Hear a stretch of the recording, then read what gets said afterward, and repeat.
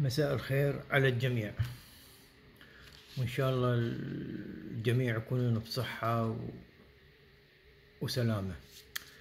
اليوم موضوعنا أو موضوع الحلقة أو الفيديو شو ما تحبون تسموها بكيفكم انتو، شوية على سوريا، بس وخاصة على رئيس المخابرات مالهم الجديد اللي اسمه أنس خطاب. طبعا هذا هو عمره 38 سنة. تصور انت واحد عمره 38 سنة يصير رئيس المخابرات. وين دارس هذا؟ وش قد خدم بالعسكرية؟ يعني كان عمره قد مثلا خلينا نقول 8 سنوات ودخل العسكرية وخدم وخلص، ويعني خلينا نقول بال 15 صار شنو يعني؟ زين هذول يترفعون بعدين الكليات. زين ايش قد عمره كانوا من دخل كلية هذا؟ رئيس مخابرات عمره 38 سنة. المهم طبعا الأخ من جبهة النصرة، لأنه الجولاني واحد من جماعته، وهذا طبعا الأخ هنا أنس خطاب هذا على علاقة وثيقة مع المخابرات التركية القطرية،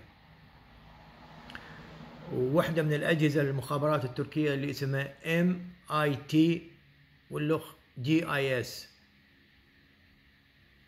فالأخ هنا ومع العلم أنه أمريكا خلتها على لائحة العقوبات، وكل هذا التعب بعدين راحوا للأمم بهذا الحكي ب 2012، وبعد سنتين راحوا للأمم المتحدة على أساس طلعوا قرار الأخ بسنة 2014، وهمنا خلوه على قائمة الإرهاب والعقوبات الدولية، مثل ما سووا بالجولاني، انه من كان محكوم بالعراق بسجن باكو وطلعوه، وامريكا خلت على راسه 10 مليون دولار اللي يعرف عنه اخباره وينه هو. وهاي صار تقريبا اسبوعين 3 او شهر على ما اتذكر شالوها العقوبات وشالوها ال10 مليار، لانه قالوا لا هذا لبس قاط ولبس بابيونه ويعني وصار ادمي. هذول الناس عمرهم ما يتغيرون، يستحيل الجولاني يتغير. يعني هسه الحكومة حاليا بسوريا العفو كلهم من جبهة النصرة، وما شاء الله خير، يعني كلهم بإيديهم دم، إذا كان دم العراقيين أو السوريين.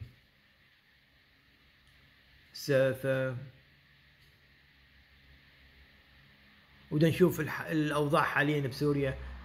يعني صح كان بشار الأسد خلينا نقول كلب بن كلب، بس الناس كانت عايشة زين. هسه حتى المدني مدى يسلم من هذولا.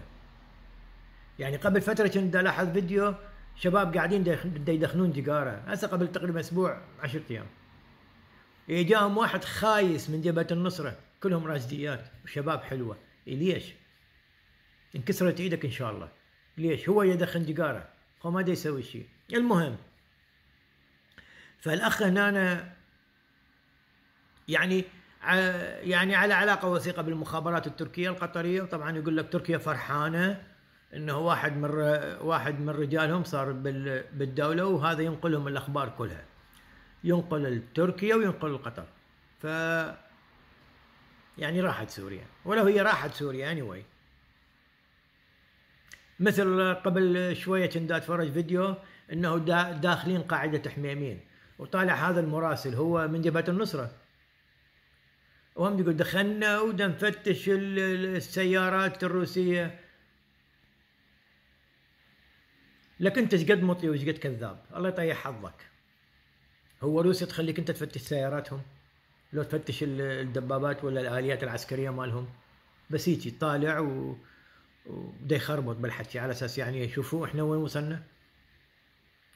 كلام فارغ بفارغ بفارغ. anyway فاليوم طبعا هذا رئيس المخابرات مالهم ما شاء الله خير، القتل والنهب والبوق، يقول لك يروحون يفوتون، يعني بس هم يطلعون هيك اي بس يريدون يفوتون على بيوت العلويين والشيعة والمسيحيين، وبس يريدون يخلصون عليهم. هو يعني حتى لو قتلوهم، بس المشكلة مو هنا انه قتلوهم وخلص، لا لا لا لا لا، هذا موضوع اكبر. اكو موضوع كلش كبير من وراء هذا القتل والهاية، نعم. وداخلين به مخابرات عالمية كبيرة كلش. يعني هسه اقول لكم عليها، بس انتظروني شوية. يعني شغلات رهيبة.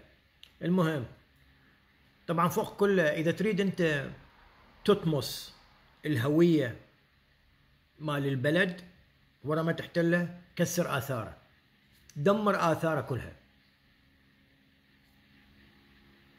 تذكرون من داعش دخل العراق أول ما سووه؟ دمروا الآثار كلها وباقوها. وين ودوها؟ إيه، قطر. طبعا قطر. هاي الدويلة اللي هي نقطة على الخريطة، يقول لك احنا 3 مليون، هم كلهم عدد دولة قطر، دويلة قطر هم يمكن 250,000، والباقين هذا ال3 مليون اللي هم من الباكستان والهند وبنغلاديش وأفغانستان ومعه الفلبين والهند وما أعرف منين. يقول لك احنا 3 مليون. هو حتى الجيش والشرطة مالته كلهم باكستانيين وهنود، وحاسب نفسه دولة. anyway، فاليوم جبهة النصرة تدمر الآثار السورية كلها، ما خلوا. انت تصور حتى القبور ما سلمت من عندهم. زين، يعني القبور الأثرية القديمة هم فلشوها، وأكثر الآثار اللي فلشوها وأخذوها قطر قالت لهم كلها تجيبوا لنا إياها. يعني أنت ما تشوف شي حالة غريبة أنه قطر بكل مكان. يعني حتى لو ما تسمع مني هذا الفيديو، روح اسمع من غير مكان، تسمع قطر بكل مكان، قطر بكل فيديو مال اليوتيوب. بس يعني ماكو يوتيوب بس حكى موضوع إذا مو قطر موجودة. والبلد الأكثر هسه حاليا على أساس أنه هذا مو احتلال عثماني السورية، لا، هذا فتح عثماني.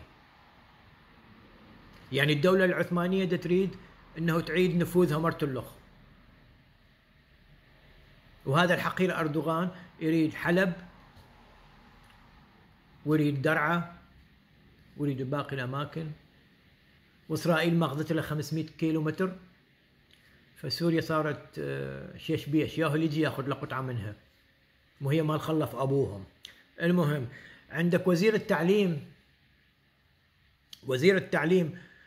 طبعا سوري انه انا اكو ورقه صغيره قدامي لانه ما اقدر احفظ كل هاي الاسماء، فمرات يعني اذا تشوفوني نصي راسي يعني دباوع عليها، فما اريد اغشكم واقول لكم في السالفه، لا.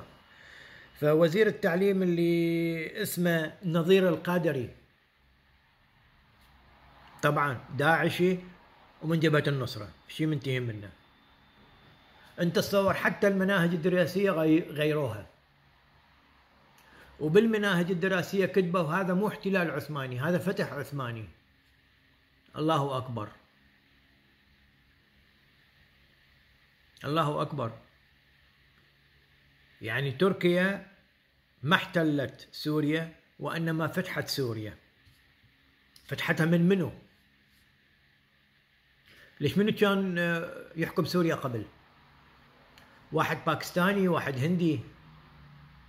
واحنا اتفقنا انه بشار الاسد كلب بن كلب، بس شلون ما كان عربي. فانت فتحتيها من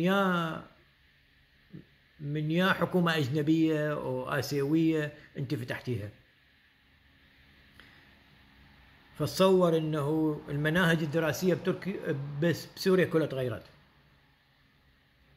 وهذا غيره وغيره وغيره وغيره وغيره، هواي شغلات. المهم، تتذكرون ما قلت لكم الموضوع اكبر من القتل والهاي الشغلات. طبعا حاليا هسه بسوريا اكو منظمات تركية قطرية اوروبية، الاشخاص اللي ينعدمون ياخذون اعضائهم الداخلية اللي هي القلب، الكلى، العيون، ويبيعوها برا. لأنه صارت شغلة. عدموا شاب عمره 18 سنة بالغلط على أنه هذا كان من شبيحة، وهو أصلا لا إله شبيحة وما إلى أي شغلة. فمن اخذوا الجثه لاهله خليها بالتابوت، هم قالوا لهم ما تفتحون التابوت. يا ليش؟ ما تفتحوه، اخذوه راسا دفنوه. طبعا ورا ما اخذوه دفنوه، اهله بالليل راحوا فتحوا التابوت وشافوا اللي لا على البال ولا على الخاطر. شافوه مخيط من فوق لجوا، القلب ماكو، الكلى ماكو، العيون ماكو، وشغلات هوايه ماخذيها. فانت تصور هاي وين تروح؟ ومن بده يدفع؟ وشنو هي هاي المنظمات؟ يعني هل معقوله وصل هذا البشر الى هالمرحله؟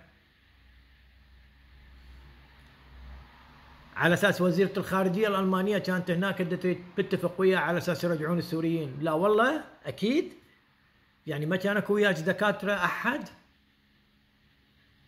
دا تشتغلون ببيع الاعضاء البشريه؟ يا حسافه. فاقول الله يعين الشعب السوري على اللي ما الله بلا بيه. هذا نفس الشيء اللي صار بالعراق، مثل اكزاكتلي مثل العراق. من دخل الاحتلال الامريكي للعراق وهمينا كل اللي يعدموه واللي يقتلوه ياخذون اعضاء البشريه. ولحد الان موجوده بالعراق، ناس تبيع اعضائها مثلا الكلى الشغلات تبيعها، لانه ماكو بالعراق فرد يعيش يصرف على عائلته. فشوف وين وصلنا، والاوضاع بالوطن العربي وين وصلت، والجاي بعد اظلم انا متاكد. المهم ويطلعون علينا بعض من الذباب الالكتروني القطري الجولاني. لا انت قاعد تحكي، انت خليك ببلدك، ما لك شغله بسوريا. يا اخي انا معاك، ما لي شغله، بس على الاقل افتهموا اللي دا يصير، خلي الشعب يشوف انتوا ايش قاعد تسوون.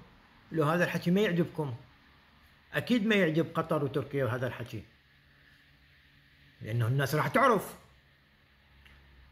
بس اللي اقوله الله يعين الشعب السوري على ما بلاه، صدقوني مصيبه كبيره. وخلنا نشوف الاحداث ايش راح يصير.